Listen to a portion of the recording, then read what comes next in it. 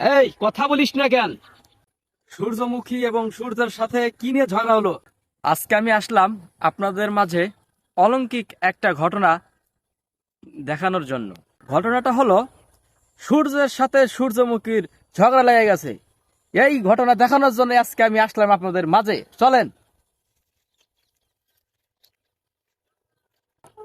এখন আমরা সূর্যমুখী এবং সূর্যের সাথে কি নিয়ে ঝগড়া হলো এই বিষয়টা জানার চেষ্টা করব তাদের মুখ থেকে।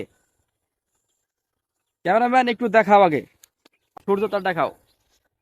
সূর্যটা ওই দিকে, আর সূর্যমুখী ফুলগুলো সব বিপরীত সাইডে। কেন? কি হয়েছে তোদের? কি হয়েছে কি? তোরা বলবি আগে নাকি সূর্য আগে বলবো? এই কথা বলিস না কেন? মুখ নাই তোদের? তোদের সূর্য অনেক ভালোবাসে, সেজন্য তো তোদের দিকে আছে। তোরা ফিরে আবার উল্টা দিকে কিসের জন্য আসিস? কি নিয়ে ঝগড়া বাঁধছে একটু বল।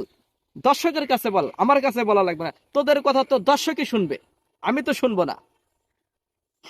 তোরা যদি কিছু না বলিস তাহলে আমি দর্শকরে বলি।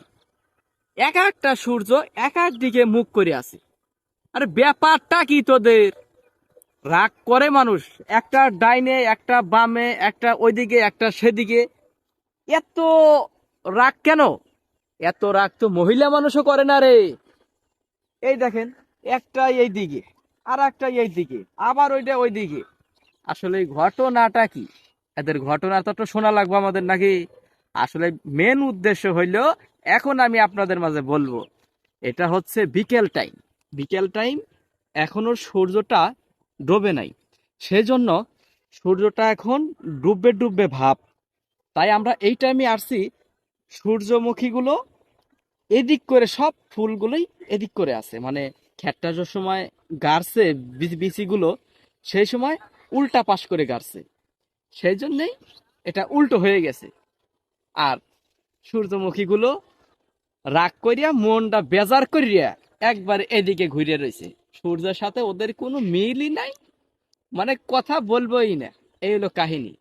আর বিকেল টাইম, আর এই স্থানের কথা যদি বলি বলি আপনাদের মাঝে, এটা হচ্ছে সাভারের ভিতরে। এটা হচ্ছে আসলেই আমি মানসিক ভাবেও একটু অসুস্থ, তো তাই কথা বলতে একটু সমস্যা হচ্ছে। যাই হোক, এগুলো কোনো ব্যাপার না। এই স্থানটা হচ্ছে সাভারের ভিতরে, 20 মাইল, দেওয়ান মার্কেট, ক্যান্টনমেন্টের পাশেই। যারা আসতে চান, যারা ছবি উঠাইতে চান, সুন্দর সুন্দর ভিডিও করতে চান, অবশ্যই এই জায়গায় আসবেন চলে। আমি আগে ফোনে দেখতাম যে সূর্যমুখী কোন রাষ্ট্রে যেন খ্যাত ছিল, এখন দেখি যে আমাদের বাড়ির পাশেই খ্যাত আছে। সেজন্য আসলাম একটু ঘোরাফেরা করার জন্য।